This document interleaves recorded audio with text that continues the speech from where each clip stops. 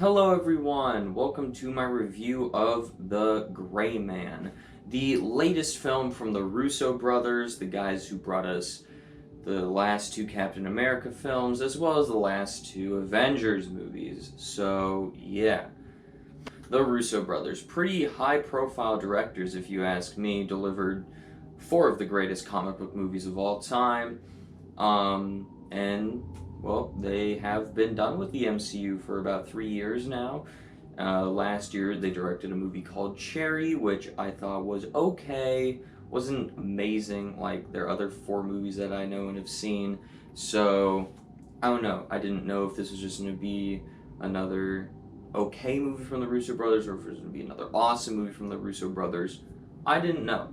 So I was pretty excited to go check this one out. Obviously, I love Infinity War and Endgame. Those two movies are within my top 5 favorite films of all time. So yeah, very, very intrigued about this movie. And it was released in theaters this week instead of just dropping on Netflix next week. So I went and checked it out this week because, well, I'll be out of town next week. So wanted to make sure I checked this one out. So yes, what did I think about it? You're about to find out. So we're going to start off with the positives, and this is, I mean, there's not a lot of competition. This is this and Cherry and then a few other movies I've never seen, but this is the best non-MCU Russo Brothers movie. Yes, I thought this movie was awesome. I thought the cast here was great. Ryan Gosling. I'm not a huge Ryan Gosling fan. Yet again, I haven't seen him in a whole lot of things, but I thought he was kick-ass in this movie. I thought Ana de Armas, who was in one of those up-and-coming people, she was in Knives Out, she was in No Time to Die. I thought she was great in both those movies. She continues that trend here. It's another great Ana de Armas role. And then Chris Evans, who plays the villain in this movie, and he just looks like he's having a ton of fun with this movie. A lot of the funny moments in this film come from Chris Evans. He's just so over the top and bombastic that it's so much fun to watch him. He has so much on-screen charisma that it's a blast to see anything that he pops up in. So I thought all around our three main leads did really good. I thought the story here was actually really entertaining as well. It's kind of like the Russo Brothers' take on a James Bond movie, especially more like the Daniel Craig action-oriented James Bond movies where there's a lot of espionage stuff in this film, and there's quite a bit of action sequences as well. Speaking about the action sequences, I thought there was a lot of really, really good action sequences in this movie. The main one I can think of is about halfway through the movie where they're in this little square park thing and there's a huge shootout there. I thought that was awesome. I thought the whole ending fight was really cool too. And the action is not just like your stereotypical action movie action stuff where people are, I don't know, fighting and whatever. But it takes it in like a really clever way, and it does a lot of clever things that makes you believe that Ryan Gosling's character is a very, very smart individual. So I really enjoyed all the action in this movie. I thought it was handled brilliantly. I think the Russo brothers are really good at directing action and setting up great action set pieces. So yeah, I thought all around, all the fights and action and stunt choreography in this movie was really awesome. I got one mixed aspect for this movie, and I think that's the backstory of Ryan Gosling's character.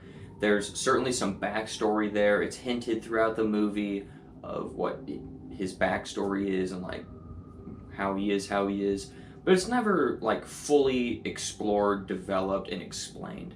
I think if they had just explained it with even you just adding a scene into the movie and it explains all of Ryan Gosling's character's backstory, I thought like this movie would have been a lot better. I would have liked his character a lot better, more than I already did. I freaking loved him in this movie. But yeah, I just thought they could have done a little bit more with that. I appreciated what we got, but I think they could have just gone a little bit farther, just explain some more, not have it so vague, not have it so unexplained, just give us that explanation, and I think it would have made his character a lot better. Now let's move on to the negatives, and I only got one negative for this film, in that I think the event that kickstarts this entire movie is just done way too quick, isn't very well explained, it just happens, and then the movie starts. It's like, you don't have any context of why that happened or anything. It's just like, movie starts, it's like this 5-minute sequence, and then something happens in that sequence, and then boom, the rest of the movie starts off of that. It's like, I wish there was a little bit more build up, a little bit more getting accustomed to the characters and this world that we're in before the whole plot of the movie just gets sent on its merry way. But that is a very, very small gripe with this film.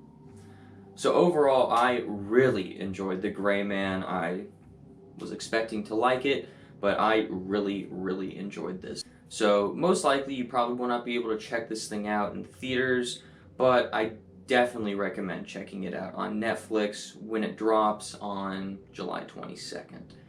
So if you're a fan of the Russo Brothers, this is a very good movie by them. Definitely recommend checking it out when it drops on Netflix next week.